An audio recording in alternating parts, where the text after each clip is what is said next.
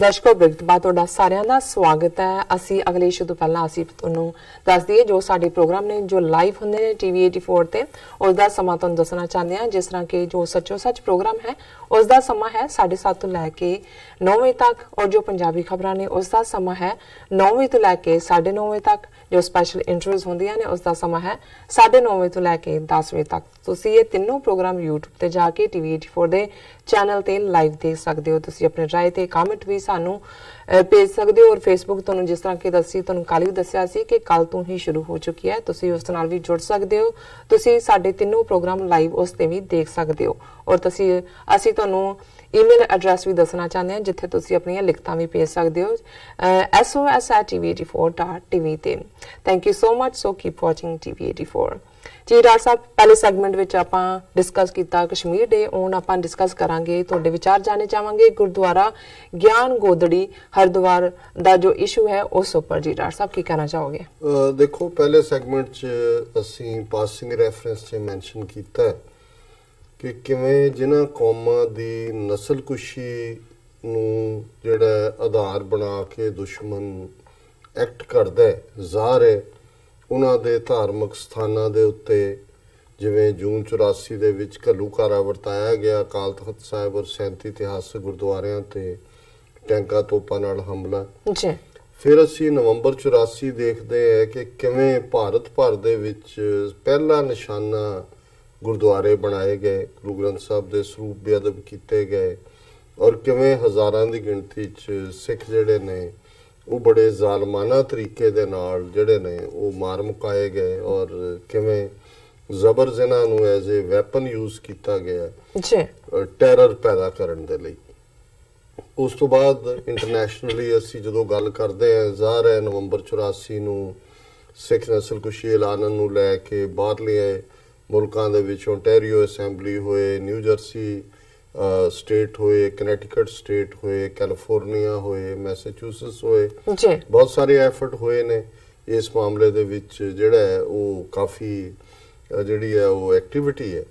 लेकिन असीं इस दौर दे विच जिथे असीं जदों अरदास च भी खुले दर्शन दीदार ते सेवा संभाल मंगदे विछड़े गुरधामां दी और 550 साल गुरु नानक साहब दे प्रकाश पुरब दा वरे करतारपुर दा लांघा साडे लई एक खूबसूरत और सुगंध भरपूर जिहड़ी है हवा दे बुल्ले वांग आया कि साडी 70 साल दी अरदास पूरी हुई। बिल्कुल उत्थे असीं ये भी देखते हैं कि भी इस दे नाल नाल साडी ये भी मंग हुंदी है और बंगलादेश दे विच भी जिहड़े ढाके च गुरु नानक साहब दे गुरु तेग बहादुर साहब नाल संबंधित इतिहासक गुरुद्वारे ने उन्हां दे विच भी जत्थियां दे जाण दा प्रबंध जिहड़ा है वो चल रहा है। कलकत्ते दी सिख संगत उहदे च एक्टिव हुंदी है पर मैं कई बारी हैरान हुंदा है और अज ही लंबी चौड़ी गुफ्तगू सर गुरचरण सिंह जिहड़े कि 3-4 डिफरेंट पत्रकार भी ने अखबारां भी कढ़दे ने एक्टिविटी भी करदे ने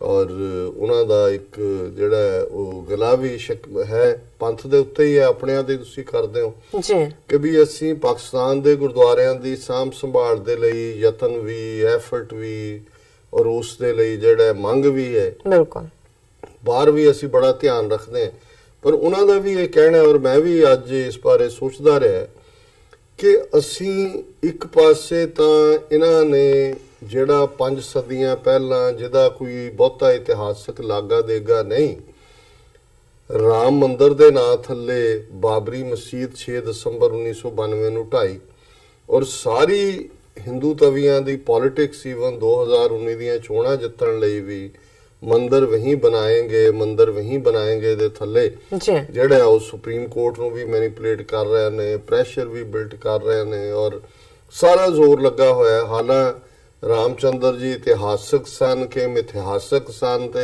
ये डिबेट्स इन्हां दे अपने हिस्टोरीअनस दियां ने लेकिन इहदे बावजूद की कारण है कि जदों असीं 550 साला गुरु नानक साहब दा प्रकाश पुरब मना रहे हैं करतारपुर दे लांघे दी सानू खुशी है असीं गुरु साहब नाल संबंधित इतिहासक जिहड़ियां थावां ने उन्हां दे नाल जुड़ के भी सी कि नेपाल 550 साल पहला गुरु साहब गए 520 साल पहला उत्थों भी एक नगर कीर्तन आ रहा है जिथे नानक मठ है उत्थों ਇਹ ਅਸੀਂ ਕਰ ਰਹੇ ਹਾਂ। ਪਰ ਸਾਨੂੰ ਇਹ ਕਿਉਂ ਭੁੱਲਿਆ ਹੋਇਆ ਹੈ ਜਾਂ ਇਸ ਮੁੱਦੇ ਦੇ ਉੱਤੇ ਕਿ ਜਦੋਂ ਨਵੰਬਰ 84 ਦੇ ਵਿੱਚ ਇਹਨਾਂ ਨੇ ਬਹੁਤ ਸਾਰੇ ਗੁਰਦੁਆਰੇ ਸਾਫ਼ ਕੀਤੇ, ਉਹਨਾਂ ਦੇ ਵਿੱਚ ਇੱਕ ਪ੍ਰਮੁੱਖ ਉਹ ਇਤਿਹਾਸਕ ਗੁਰਦੁਆਰਾ ਜਿਹੜਾ ਕਿ ਗੁਰੂ ਨਾਨਕ ਸਾਹਿਬ ਨੇ ਆਪਣੀ ਪਹਿਲੀ ਉਦਾਸੀ ਦੇ ਵੇਲੇ ਬ੍ਰਾਹਮਣਵਾਦ ਦਾ ਹੈੱਡਕੁਆਰਟਰ ਹਰਿਦੁਆਰ, ਜਿੱਥੇ ਜੰਮਣ ਤੋਂ ਲੈ ਕੇ ਹੱਡੀਆਂ ਵੀ ਜਦੋਂ ਤੱਕ ਹਿੰਦੂ ਦੀਆਂ ਜਿਹੜੀਆਂ ਨੇ ਉਹ ਗੰਗਾ ਦੇ ਵਿੱਚ ਨਾ ਪੈਣ ਤਾਂ ਉਹਨਾਂ ਦੀ ਕਲਿਆਣ ਨਹੀਂ ਹੁੰਦੀ। ਜਿਹੜੇ ਪਿੰਡ ਭਰਾਏ ਜਾਂਦੇ ਨੇ ਮਰਨ ਤੋਂ ਬਾਅਦ ਦੀਆਂ ਸਾਰੀਆਂ ਰਸਮਾਂ ਜਿਹੜੀਆਂ ਨੇ, ਦੀਵਾ ਬੱਤੀ ਕਰਨਾ, ਪਿੰਡ, ਉਹ ਵੀ ਗੰਗਾ ਦੇ ਨਾਲ ਜੁੜਿਆ ਹੋਇਆ। ਬਿਲਕੁਲ। ਔਰ ਉਸ ਗੰਗਾ ਦੇ ਕੰਢੇ ਤੇ ਔਰ ਉਸ ਮੌਕੇ ਤੇ ਸੂਰਜ ਗ੍ਰਹਿਣ ਦੇ ਮੌਕੇ ਤੇ ਜਦੋਂ ਕਿ ਲੱਖਾਂ ਦੀ ਗਿਣਤੀ ਦੇ ਵਿੱਚ ਹਿੰਦੂ ਉੱਥੇ ਇਕੱਠੇ ਹੋਏ ਹੁੰਦੇ ਨੇ, ਹੁਣ ਉਹ ਕਰੋੜਾਂ 'ਚ ਪਹੁੰਚ ਗਏ ਨੇ, ਹੁਣ ਤਾਂ ਕੁੰਭ ਤੇ ਮਹਾਕੁੰਭ ਤੇ ਪਤਾ ਨਹੀਂ ਕੀ ਬਣਾ ਦਿੱਤਾ ਹੈ। ਔਰ ਕੱਲ ਇੱਕ ਸਟੋਰੀ ਸੀ ਕਿ 10,000 ਦੇ ਕਰੀਬ ਹਿੰਦੂਆਂ ਨੇ, ਜਿਨ੍ਹਾਂ 'ਚ ਦੁਨੀਆ ਭਰ 'ਚ ਕੋਈ ਮੈਨੇਜਮੈਂਟਲ ਸਾਇੰਸਿਸ ਦਾ ਜਿਹੜਾ ਹੈ ਉਹ ਗ੍ਰੈਜੂਏਟ ਹੈ, ਕੋਈ ਡਾਕਟਰ ਹੈ, ਕੋਈ ਇੰਜੀਨੀਅਰ ਹੈ, ਉਹਨਾਂ ਨੇ ਕੁੰਭ ਮੇਲੇ 'ਚ ਆਪਣਾ ਸਭ ਕੁਝ ਛੱਡ ਛਡਾ ਕੇ ਉਹ ਨਾਂਗੇ ਸਾਧੂ ਬਣ ਗਏ। ਉਹਨਾਂ ਨੇ ਸਿਰ ਦੇ ਉੱਤੇ ਐਨ ਟਿੰਡ ਕਰਾਈ ਹੈ ਔਰ ਇੱਕ ਲੰਗੋਟ ਜਿਹਾ ਬਣ ਕੇ ਅਜੇ ਉਹਨਾਂ ਦੀ ਦੀਕਸ਼ਾ ਚੱਲ ਰਹੀ ਹੈ ਔਰ ਉਸ ਤੋਂ ਬਾਅਦ ਉਹ ਲੰਗੋਟ ਵੀ ਲੱਥ ਜਾਏਗਾ, ਨਾਂਗੇ ਹੋ ਜਾਣਗੇ। 10,000 ਫਿਗਰ ਔਰ ਪੂਰੀਆਂ ਪਿਕਚਰਸ ਉਸ ਦੀਆਂ ਸੀ। ਸੋ ਜਿਹੜਾ ਝੂਠ ਉਹਨਾਂ ਦਾ ਅੱਜ ਵੀ ਵਿਕ ਰਿਹਾ, ਜਿਸ ਝੂਠ ਨੂੰ ਜਿਹੜਾ ਉਹ ਦੁਨੀਆ ਭਰ ਦੇ ਵਿੱਚ ਇਹ ਕਹਿ ਕੇ ਜੀ ਦੇਖੋ ਕਿੰਨੀ ਤਿਆਗ ਦੀ ਭਾਵਨਾ ਹੈ, ਔਰ ਉਸੇ ਹੀ ਗੰਗਾ ਦੇ ਕੰਢੇ ਤੇ ਉਹ ਇਲਾਹਾਬਾਦ ਹੋਏ, ਪ੍ਰਯਾਗਰਾਜ ਉਹਨੂੰ ਕਹਿ ਦੇਣ, ਕੋਈ ਹੋਰ ਕਹਿ ਦੇਣ, ਹਰਿਦੁਆਰ ਦੇ ਕੰਢੇ ਹੋਏ।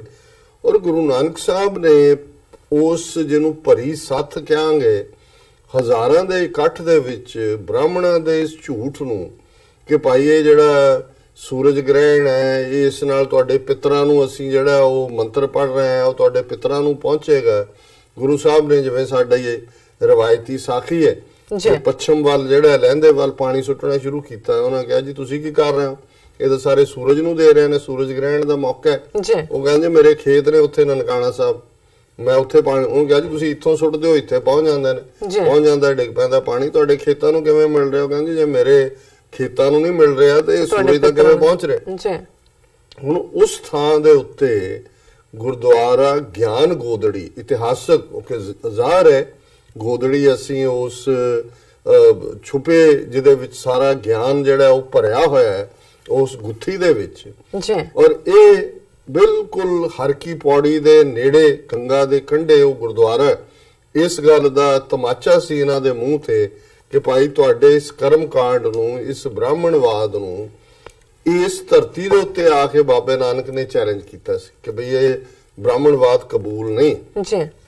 ਹੁਣ ਮੈਨੂੰ ਯਾਦ ਹੈ ਆਪਣੇ ਬਚਪਨ 'ਚ, ਮੈਂ ਉਦੋਂ ਹਾਈ ਸਕੂਲ 'ਚ ਪੜ੍ਹਦਾ ਸੀ, ਜਦੋਂ ਅਸੀਂ ਇਸ ਖਿੱਤੇ ਦੇ ਗੁਰਦੁਆਰਿਆਂ ਦੇ ਦਰਸ਼ਨਾਂ ਲਈ ਨਿਕਲੇ, ਮੈਂ ਵੀ ਆਪਣੇ ਪਿਤਾ ਜੀ ਦੇ ਨਾਲ ਉਸ ਗੁਰਦੁਆਰਾ ਗਿਆਨ ਗੋਦੜੀ ਦੇ ਦਰਸ਼ਨ ਕੀਤੇ ਹੋਏ ਨੇ। ਛੋਟਾ ਸੀ ਪਰ ਉੱਥੇ ਸਾਰਾ ਦਿਨ ਲੰਗਰ ਚੱਲਦਾ ਸੀ ਔਰ ਉਹਦੀ ਜਿਹੜੀ ਸੇਵਾ ਹੈ ਸੰਭਾਲ, ਔਰ ਸ਼ਾਮ ਨੂੰ ਜਦੋਂ ਇੱਕ ਪਾਸੇ ਉਹ ਹਰਿਦੁਆਰ ਗੰਗਾ ਦੇ ਕੰਢੇ ਥਾਲੀ 'ਚ ਦੀਵੇ ਬਾਲ ਕੇ ਉਹ ਆਰਤੀ ਕਰਦੇ ਹੁੰਦੇ, ਇੱਧਰ ਕੀਰਤਨ ਚੱਲ ਰਿਹਾ ਹੁੰਦਾ ਸੀ। ਔਰ ਇੱਕ ਸਿੰਧੀ ਬੀਬੀ ਜਿਹੜੀ ਬਜ਼ੁਰਗ ਬੀਬੀ ਸੀ ਉਹ ਕੀਰਤਨ ਕਰਦੀ ਸੀ ਔਰ ਉਹਦੇ ਨਾਲ ਸਾਰੀ ਸੰਗਤ। ਔਰ ਜਿਹੜੇ ਲੋਕ ਵਿਚਾਰੇ ਦੂਰ ਦਰਾਡਿਓਂ ਬਾਹਮਣਾਂ ਦੇ ਸਤਾਏ ਹੋਏ ਹੱਡ ਪਾਉਣ ਆਉਂਦੇ ਸੀ, ਲੰਗਰ ਇੱਥੇ ਛਕਦੇ ਸੀ। ਲੇਕਿਨ ਨਵੰਬਰ 84 ਦੇ ਵਿੱਚ ਉਹਨਾਂ ਨੇ ਸਾਫ਼ ਕਰਤਾ ਗੁਰਦੁਆਰਾ ਔਰ ਉਸ ਦੀ ਥਾਂ ਦੇ ਉੱਤੇ ਸਕਾਊਟਸ ਦਾ ਦਫ਼ਤਰ ਬਣਾਤਾ। ਉਦੋਂ ਯੂਪੀ ਸੀ, ਹੁਣ ਇਹ ਸੂਬਾ ਉੱਤਰਾਖੰਡ ਬਣ ਗਿਆ, ਉੱਤਰਾਖੰਡ ਦੇ ਵਿੱਚ ਹੈ।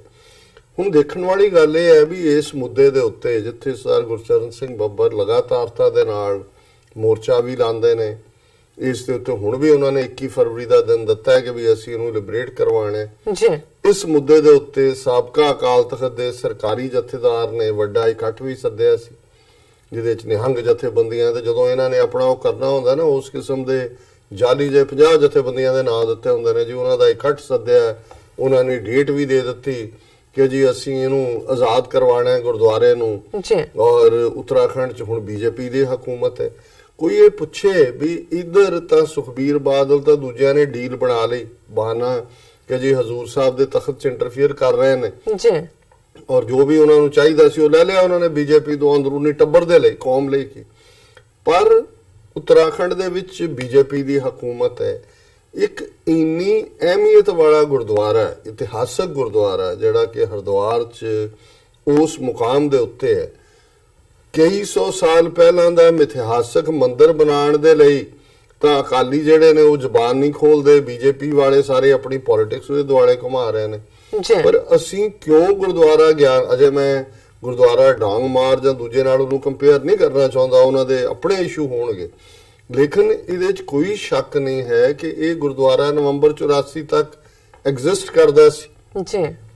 ਰੈਵਨਿਊ ਰੈਕਡ ਦੇ ਵਿੱਚ, ਔਰ ਜਿਵੇਂ ਸਰ ਗੁਰਚਰਨ ਸਿੰਘ ਦੱਸ ਰਹੇ ਸੀ ਵੀ 100 ਏਕੜ ਦੇ ਕਰੀਬ ਜ਼ਮੀਨ ਜਿਹੜੀ ਹੈ ਉਸ ਦੇ ਵਿੱਚ ਇਹ ਗੁਰਦੁਆਰਾ ਸੀ, ਔਰ ਕਹਿੰਦੇ ਹੁਣ ਉਹ ਕਹਿ ਰਹੇ ਨੇ ਜੀ 40 ਬਾਈ 18 ਕਿ ਕਿੰਨੇ ਦਾ ਇੱਕ ਕਮਰਾ ਹੈ, ਉਹ ਗੁਰਦੁਆਰੇ ਦੇ ਨਾਮ ਬੋਲਦਾ, ਉਹ ਤੁਹਾਨੂੰ ਕਿਤੇ ਹੋਰ ਦੇ ਦਿੰਨੇ। ਉਹ ਕਹਿੰਦੇ ਨਹੀਂ, ਸਾਰਾ ਨਾਨਕਵਾੜਾ ਜਿਹੜਾ ਹੈ ਉਹ ਗੁਰਦੁਆਰੇ ਦੇ ਨਾਮ। ਉਹਨਾਂ ਨੇ ਕਿਹਾ ਜੀ ਸਾਡੇ ਗੁਰਦੁਆਰਿਆਂ 'ਚ 30 ਬਾਈ 12 ਦੇ ਜਾਂ ਦੇ ਨੇ, ਇੰਨੇ ਬਾਥਰੂਮ ਵੀ ਹੁੰਦੇ ਨੇ, ਉਸ ਤੋਂ ਬਾਥਰੂਮ ਵੀ ਸਾਡੇ ਤੋਂ ਵੱਡੇ ਹੁੰਦੇ ਨੇ, ਸਾਡੇ ਗੁਰਦੁਆਰੇ ਇਵੇਂ ਨਹੀਂ ਹੈਗੇ। ਲੇਕਿਨ ਉਹ ਗੁਰਦੁਆਰਾ ਅੱਜ 34 ਸਾਲ ਹੋ ਗਏ ਨੇ, ਅਕਾਲੀਆਂ ਦੀ ਹਕੂਮਤ ਬੀਜੇਪੀ ਦੇ ਨਾਲ ਪੰਜਾਬ ਦੇ ਵਿੱਚ ਵੀ ਰਹੀ, 10 ਸਾਲ ਬਾਦਲਾਂ ਦੇ ਥੱਲੇ ਸੈਂਟਰ ਦੇ ਵਿੱਚ ਵੀ ਹੈ। ਕੀ ਕਾਰਨ ਹੈ? ਔਰ ਮੈਂ ਇਹ ਸਮਝਦਾ ਅੱਜ ਜਦੋਂ ਉਹਨਾਂ ਨੇ ਮੈਨੂੰ ਕਿਹਾ ਅੱਜ ਉਹ 9:30 ਤੋਂ 10 ਵਜੇ ਵਾਲੇ ਟਾਈਮ ਦੇ ਵਿੱਚ ਗੱਲਬਾਤ ਵੀ ਕਰਨਗੇ ਜੀ, ਤਾਂ ਉਹਨਾਂ ਨੇ ਮੈਨੂੰ ਕਿਹਾ, ਕਹਿੰਦੇ ਤੁਹਾਡੇ ਕੋਲ ਵੱਡਾ ਪਲੇਟਫਾਰਮ ਹੈ, ਤੁਸੀਂ ਜਿਹੜਾ ਇਹ ਸਾਰੇ ਨੂੰ ਹਾਈਲਾਈਟ ਕਰੋ। ਮੈਂ ਕਿਹਾ ਜੀ ਪਲੇਟਫਾਰਮ ਦੇ ਇਹਨਾਂ ਨੇ ਅੱਧਾ ਸਾਡੇ ਤੋਂ ਖੋਹ ਲਿਆ ਸੀ ਫੇਸਬੁੱਕ ਦੇ ਨਾਂ ਥੱਲੇ, ਪਰ ਚਲੋ ਉਹਨਾਂ ਨੇ ਮੁਬਾਰਕ ਵੀ ਦਿੱਤੀ ਹੈ ਸਾਰੇ ਜਿਹੜਾ ਸਾਡੇ ਵਿਊਅਰਸ ਨੂੰ। ਮੈਂ ਕਿਹਾ ਜੀ ਫੇਸਬੁੱਕ ਸਾਡੀ ਵਾਪਸ ਆ ਗਈ ਹੈ, ਲੜ ਝਗੜ ਕੇ ਅਸੀਂ ਲੈ ਲਈ ਹੈ, ਪਰ ਮੈਂ ਕਿਹਾ ਕੁੱਬੇ ਦੇ ਲੱਤ ਵੱਜੀ ਰਾਸ ਆਈ ਵਾਂਗ YouTube ਦੇ ਉੱਤੇ ਵੀ ਸਾਡਾ ਪ੍ਰੋਗਰਾਮ ਲਾਈਵ ਚੱਲ ਪਿਆ। ਔਰ ਉਹ ਕਹਿਣ ਲੱਗੇ ਜੀ ਤੁਸੀਂ 550 ਸਾਲ ਹੈ, ਇਹ ਸਾਰਾ ਮੌਕਾ ਹੈ, ਅਸੀਂ ਕਰਤਾਰਪੁਰ ਦੀ ਗੱਲ ਕਰਦੇ ਹਾਂ, ਲਾਂਘੇ ਦੀ ਗੱਲ ਕਰਦੇ ਹਾਂ, ਦੂਜੀ ਥਾਵਾਂ ਦੀ ਕਰਦੇ ਹਾਂ, ਬਾਬੇ ਨਾਨਕ ਦਾ ਗੁਰਦੁਆਰਾ ਹੈ ਹਰਿਦੁਆਰ ਦੇ ਮੁਕਾਮ ਤੇ ਹੈ, ਜਿੱਥੇ ਬ੍ਰਾਹਮਣਵਾਦ ਦੀ ਧੁਨੀ 'ਚ ਤੀਰ ਹੈ। ਬਿਲਕੁਲ। ਔਰ ਇਸ ਦਾ ਇੱਕ ਪਾਸੇ ਜੇ ਇਹ ਮੰਦਿਰ ਮਸਜਿਦ ਦਾ ਰੌਲਾ ਜਿਹੜਾ ਉਹ 5 ਸਦੀਆਂ ਬਾਅਦ ਜਾਲੀ ਨਾਂ ਦੇ ਥੱਲੇ ਹੀ ਕਰ ਰਹੇ ਨੇ, ਤੇ ਇੱਥੇ ਤਾਂ ਨਵੰਬਰ 84 ਤੱਕ ਕੋਈ ਇਤਿਹਾਸਕ ਮੁਕਾਮ ਐਗਜ਼ਿਸਟ ਕਰਦਾ ਸੀ ਜੀ। ਸੋ ਮੈਂ ਉਹਨਾਂ ਦੇ ਨਾਲ ਇਕਰਾਰ ਵੀ ਕੀ, ਮੈਨੂੰ ਸ਼ਰਮ ਵੀ ਆਈ ਕਿ ਵੀ ਉਹ ਵਿਚਾਰੇ ਉੱਥੇ ਬੈਠੇ ਜਾਂ ਉਹਨਾਂ ਦੇ ਹੋਰ ਥੋੜੇ ਜਿਹੜੇ ਗਿਣੇ ਜਾਣ ਵਾਲੇ ਗੁਣਾਂ ਤੇ ਸਾਥੀ ਨੇ, ਉਹ ਕਰਦੇ ਨੇ, ਜਾ ਕੇ ਗ੍ਰਿਫਤਾਰੀ ਵੀ ਦਿੰਦੇ ਨੇ, ਪ੍ਰੈਸ ਰਿਲੀਜ਼ ਵੀ ਹੋ ਜਾਂਦੀ ਹੈ। ਫਿਰ ਉਹਨਾਂ ਨੇ, ਪਰ ਉਹ ਕਹਿੰਦੇ ਨੇ ਵੀ ਅਕਾਲ ਤਖਤ ਤੇ ਇਕੱਠ ਕਰਨ ਦੇ ਬਾਵਜੂਦ ਕਾਲ ਦਿੱਤੀ ਗਈ ਅਕਾਲ ਤਖਤ ਤੋਂ ਕਿ ਜੀ ਗੁਰਦੁਆਰਾ ਗਿਆਨ ਗੋਦੜੀ ਦੇ ਲਈ ਜਪਜੀ ਸਾਹਿਬ ਦੇ ਪਾਠ ਕਰੋ, ਕਰ ਕਰਾ ਕੇ ਫਿਰ ਸਭ ਨੂੰ ਭੁੱਲ ਭੱਲ ਗਿਆ ਕਿ ਕੀ ਹੈ। ਮੈਂ ਕਿਹਾ ਜੀ ਇਹ ਜਿਨ੍ਹਾਂ ਦੇ ਹੱਥ 'ਚ ਅੱਜ ਪਾਵਰ, ਉਹ ਮੈਨੂੰ ਕਹਿੰਦੇ ਵੀ ਕੀ ਕਾਰਨ ਹੈ ਕਿ ਵੀ ਸਿੱਖ ਕੌਮ ਜਿਹੜੀ ਕਿ ਆਪਣੇ ਗੁਰੂਆਂ ਪ੍ਰਤੀ, ਆਪਣੇ ਇਤਿਹਾਸ ਪ੍ਰਤੀ ਕਿਸੇ ਹੱਦ ਤੱਕ ਵੀ ਕੁਰਬਾਨੀ ਕਰਨ ਲਈ ਤਿਆਰ ਸੀ। ਮੈਂ ਕਿਹਾ ਜੀ ਗੱਲ ਇਹ ਹੈ ਕਿ ਇੱਕ ਵੱਡਾ ਹਿੱਸਾ ਸਾਡਾ ਜਿਹੜਾ ਹੈ ਉਸ ਨੇ ਤਾਂ ਗੁਲਾਮੀ ਨੂੰ ਕਬੂਲ ਲਿਆ। ਮੈਂ ਕਿਹਾ ਜਿਵੇਂ 1000 ਸਾਲ ਜਿਵੇਂ ਹਿੰਦੂਆਂ ਦੇ ਉੱਤੇ ਜਿਹੜਾ ਉਹ ਪਾਠ ਸੀ, ਮੁੜ ਕੇ ਉਹ ਆਪਣੀ ਖੁਸ਼ੀ ਦੇ ਨਾਲ ਹੀ ਉਹਨੂੰ ਦਿਲੀਸ਼ਵਰੋ ਈਸ਼ਵਰੋ ਕਹਿਣ ਲੱਗ ਗਏ ਸੀ ਕਿ ਦਿੱਲੀ ਦਾ ਬਾਦਸ਼ਾਹ ਹੀ ਰੱਬ ਹੈ। ਸੋ ਮੈਂ ਕਿਹਾ ਵੀ ਇੱਕ ਹਿੱਸੇ ਨੇ ਤਾਂ ਕਬੂਲ ਲਿਆ, ਦੂਸਰਾ ਜਿਹੜਾ ਹੈ ਉਹ ਇੰਨੇ ਕੁ ਪਾਸੇ ਫਸੇ ਹੋਏ ਨੇ ਕਿ ਉਹਨਾਂ ਨੂੰ ਪਤਾ ਹੀ ਨਹੀਂ ਲੱਗਦਾ ਵੀ ਕਿਹੜੀ ਗੱਲ ਹੈ ਮੈਂ ਕਿਹੜੀ ਨਹੀਂ ਹੈ। ਤੇ ਤੀਸਰਾ ਮੈਂ ਕਿਹਾ ਵੀ ਜਿਹੜੀ ਸਾਡੀ ਵੱਡੀ ਭੀੜ ਸੋਸ਼ਲ ਮੀਡੀਆ ਤੇ ਬੈਠੀ ਹੁੰਦੀ ਹੈ, ਉਹਨਾਂ ਨੂੰ ਕਿਤੇ ਕਿਸੇ ਨੇ ਗਾਣਾ ਕੀ ਗਾਤਾ, ਉਹਦਾ ਪਿੱਛਾ ਕੀ ਹੋ ਗਿਆ, ਕਿਸੇ ਦੇ ਕਕਾਰ ਲਵਾ ਲਏ ਕਿਸੇ ਦਾ, ਉਹ ਸਾਰੇ ਸੋਸ਼ਲ ਮੀਡੀਆ ਦੇ ਉੱਤੇ ਜਿਹਦੇ ਚੋਂ ਹੋਰ ਐਕਟੀਵਿਟੀ ਜਾਂ ਕੌਮੀ ਗੁਲਾਮੀ ਦੇ ਸੰਗਲ ਕੱਟਣ ਦੀ ਗੱਲ ਜਾਂ ਇਨਸਾਫ ਲੈਣ ਦੀ ਗੱਲ ਜਾਂ ਆਪਣੇ ਇਤਿਹਾਸਕ ਗੁਰਦੁਆਰੇ ਰੀਸਟੋਰ ਕਰਨ ਦੀ ਗੱਲ ਫੋਕਸ ਨਹੀਂ ਬਣਦਾ। ਉਹ ਆਏਗੀ ਵੀ ਕਿਸੇ ਦੀ ਪੋਸਟ ਅੱਧੇ ਮਿੰਟ 'ਚ ਮਾਈਨਸ ਹੋ ਜਾਂਦੀ ਹੈ, ਕੋਈ ਚਟਪਟੇ ਜਿਹੜੇ ਨੇ ਇਸ਼ੂ ਉਹਨਾਂ ਦੇ ਉੱਤੇ ਜਿਹੜੀ ਆ ਉਹ ਗੱਲਬਾਤ ਰਹਿੰਦੀ।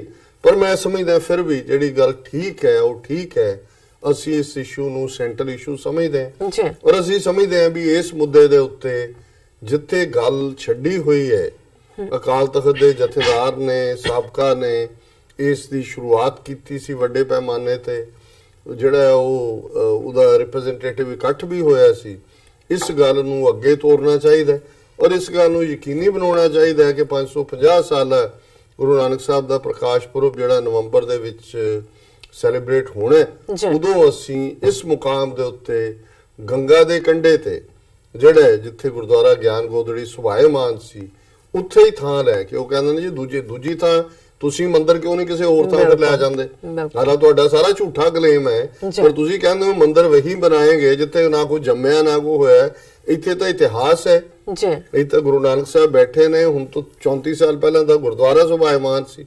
ਤੁਸੀਂ 5 ਸਦੀਆਂ ਦਾ ਝੂਠਾ ਇਤਿਹਾਸ ਪਹਿਲਾਂ ਦਾ ਜਿਹੜਾ ਉਹ ਕੱਢ ਰਹੇ ਹੋ ਜੀ, ਰਾਮ ਇੱਥੇ ਜੰਮੇ ਸੀ ਜੀ। ਸੋ ਮੈਂ ਸਮਝਦਾ ਵੀ ਇਹ ਸਾਨੂੰ ਜਿਹੜੀਆਂ ਕੌਮਾਂ ਆਪਣੇ ਸ਼ਹੀਦਾਂ ਤੋਂ, ਆਪਣੇ ਇਤਿਹਾਸ ਤੋਂ, ਆਪਣੇ ਵਿਰਸੇ ਤੋਂ ਮੁਨਕਰ ਹੁੰਦੀਆਂ ਨੇ, ਫਿਰ ਉਹ ਸਰਵਾਈਵ ਨਹੀਂ ਕਰਦੀਆਂ।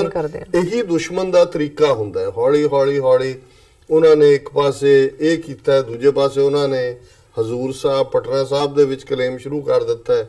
ਆਲਰੇਡੀ ਪੰਜਾਬ ਦੇ ਵਿੱਚ ਉਹਨਾਂ ਨੇ ਕਿਵੇਂ ਇਹ ਖੜੇ ਕਰ ਦਿੱਤੇ ਨੇ, ਕੋਈ ਢੀਂਡਸਾ, ਕੋਈ ਫੂਲਕਾ, ਪਦਮ ਸ਼੍ਰੀ, ਪਦਮ ਭੂਸ਼ਣ ਦੇ ਕੇ ਕਿਨੇ ਕਿੱਧਰ ਨੂੰ ਜਾਣਾ। ਮੈਂ ਦੇਖ ਰਿਹਾ ਪੰਜਾਬ ਦੇ ਵਿੱਚ ਅਕਾਲੀਆਂ ਦੀ ਡਿਸਟਰਕਸ਼ਨ, ਬਾਦਲਾਂ ਨੇ ਆਪਣੇ ਹਿੱਤਾਂ ਦੇ ਲਈ ਅਕਾਲੀ ਦਲ ਦਾ ਬੇੜਾ ਗਰਕ ਕੀਤਾ, ਔਰ ਹੁਣ ਕਿਉਂਕਿ ਉਹ ਆਲਰੇਡੀ ਤੀਸਰੇ ਪਾਇਦਾਨ ਤੇ ਖੜੀ ਪਾਰਟੀ ਹੈ, ਫਰਦਰ ਇਹ ਜਿਹੜੀ ਸਾਰੀ ਤੋੜ ਭੰਨ ਚੱਲ ਰਹੀ ਹੈ, ਜਿੰਨੀਆਂ ਧਿਰਾਂ ਜਿੰਨੀਆਂ ਹੋਣਗੀਆਂ, ਜਦੋਂ ਸਿੱਖ ਬਿਲਕੁਲ ਸਿਟਿੰਗ ਡਕਸ ਬਣੇ ਹੋਏ ਨੇ, ਔਰ ਉਹਦੇ 'ਚ ਜਿਹੜਾ ਅਲਟੀਮੇਟਲੀ ਬੀਜੇਪੀ ਜਿਹੜਾ ਉਹ ਰਾਸ਼ਟਰੀ ਸਿੱਖ ਸੰਗਤ ਦੇ ਥੱਲੇ ਤੇਜ਼ੀ ਨਾਲ ਆਪਣਾ ਏਜੰਡਾ ਲਿਆਏਗੀ, ਔਰ ਉਹ ਨਜ਼ਰ ਆ ਰਿਹਾ ਵੀ ਕਿਸ ਡਾਇਰੈਕਸ਼ਨ 'ਚ ਜਾ ਰਿਹਾ।